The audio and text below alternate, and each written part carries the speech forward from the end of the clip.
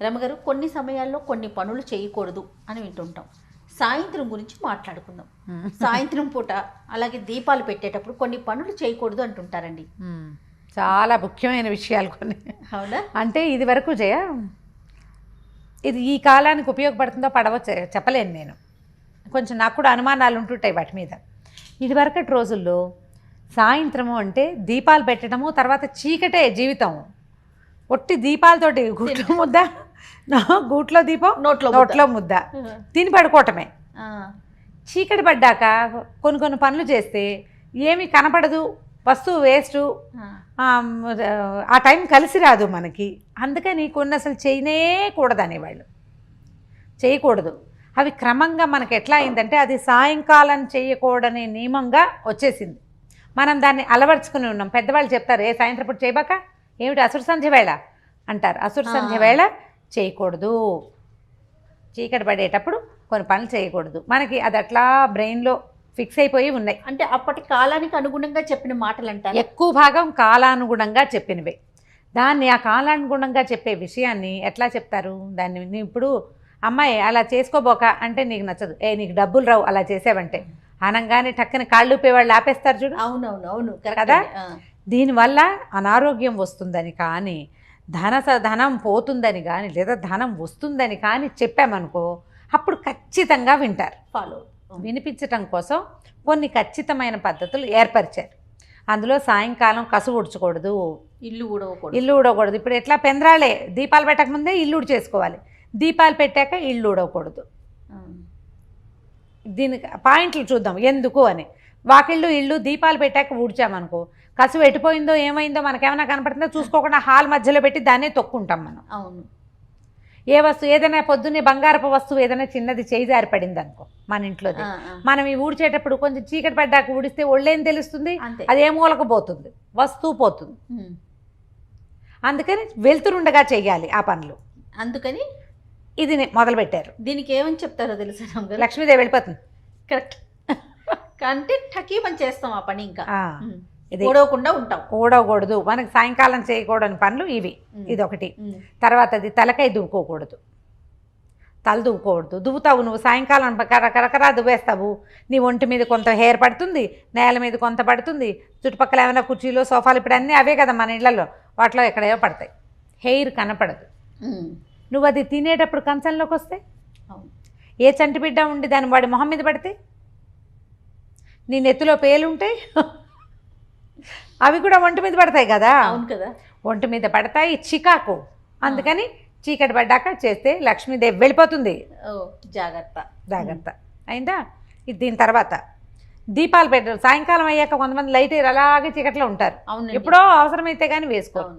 ఇట్లా సంధ్యా సమయం అవ్వగానే ఇలా దీపం వేసుకోవాలి, లైట్ వేసుకోవాలి, దీపాలు వెలిగించి పెట్టుకుంటే కొంచెం ఇళ్ళు బాగుంటాయి. ఏదైనా చాట్మాటన ఎవరైనా మనుషులు వచ్చినా మనకి కనపడుతుంది.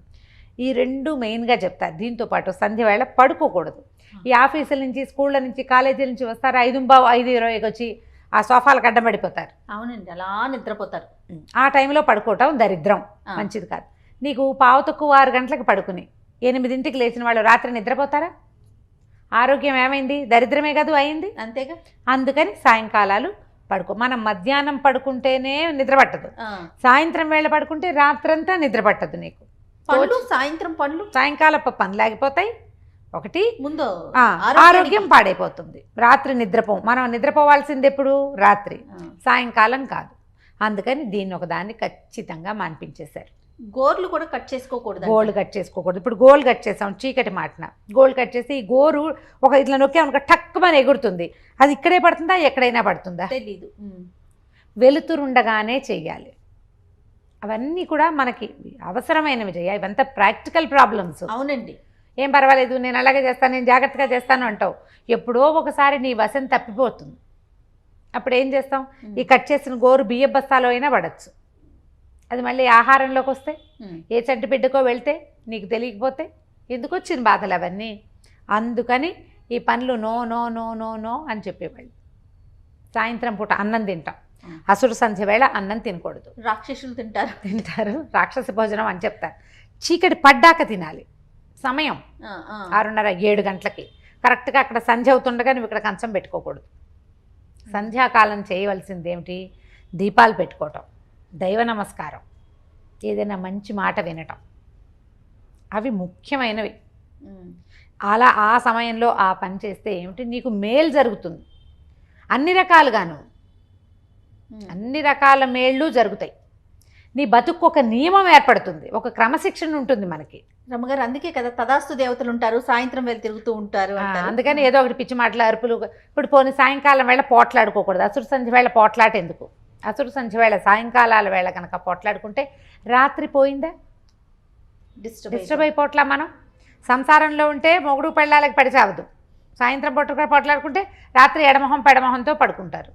మామూలు వాళ్ళైతే ఆ దిగులతోటి ఆ విసుగుతోటి నిద్ర పట్టి చావదు, ఆరోగ్యం పాడవలా. అవును. నువ్వు ఏ విషయం తీసుకో, పెద్దవాళ్ళు చెప్పినవన్నీ మన మంచికే. మనం ఇలా ఒక పాయింట్ పెట్టుకుంటే, లేకపోతే భయపెట్టకపోతే నువ్వు వినవు కదా, అందుకు పెట్టారు, అందుకనే పెట్టారు. తర్వాత భార్యాభర్తలు కలవకూడదు, సంగమ నిషేధం ఉంటుంది సాయంకాలాలు. ఈ సమయంలో కనుక సంగమం జరిగితే పుట్టే సంతానం మంచిది పుట్టదని, రాక్షసులు పుడతారని చెప్తారు. రాక్షసులు పుడతారో పుట్టరో పక్కకు పెడితే నైట్ స్లీప్ డిస్టర్బెన్స్. పైగా సాయంకాలం వేళ గదిలోకి వెళ్ళి తలుపులు వేసుకుంటే చూసే వాళ్ళకి ఏమీ బాగుండదు, అమర్యాదకరమైన పద్ధతి.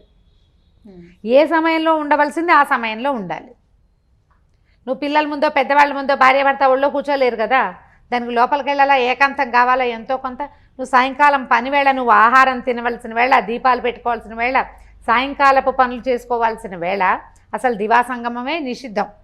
ఈ సంధ్యా సంగమం మరీ నిషిద్ధం. ఇవి పనికిరావు అని చెప్తారు. దీనివల్ల తర్వాత డే అంతా డిస్టర్బ్ అవుతుంది కాబట్టి ఇది పనికిరాదు. ఖచ్చితంగా మనకి పెద్దవాళ్ళు చెప్పారు కాబట్టి పనికొస్తుందో పనికిరాదో, ఒకవేళ నష్టం రాకపోయి ఉండొచ్చు, చేయకుండా ఉంటే అయిపోతుంది. ఇవన్నీ పాతకాలపు పద్ధతులు అయినప్పటికీ మనం ఈ రకమైన నియమానికి అలవాటు పడితే మన జీవితాలకి క్రమశిక్షణ ఉంటుంది. నీకు కావాల్సిందేంటి? పని అయిపోవటం కాదు, ప్రాపర్గా అవడం. ఏదైనా సరే నువ్వు ప్రాపర్గా చేయాలంటే ఏం చేయాలి? క్రమశిక్షణ ఉండాలిగా. ఉండాలంటే ఈ సమయంలో ఇది చేయకూడదు అని ఒక బ్రెయిన్లో ఒక ఫిక్సేషన్ ఉంటే దాని ప్రకారం నువ్వు సరిగ్గా చేస్తావు. తప్పకుండా. అంతే. నమస్తే. నమస్తే.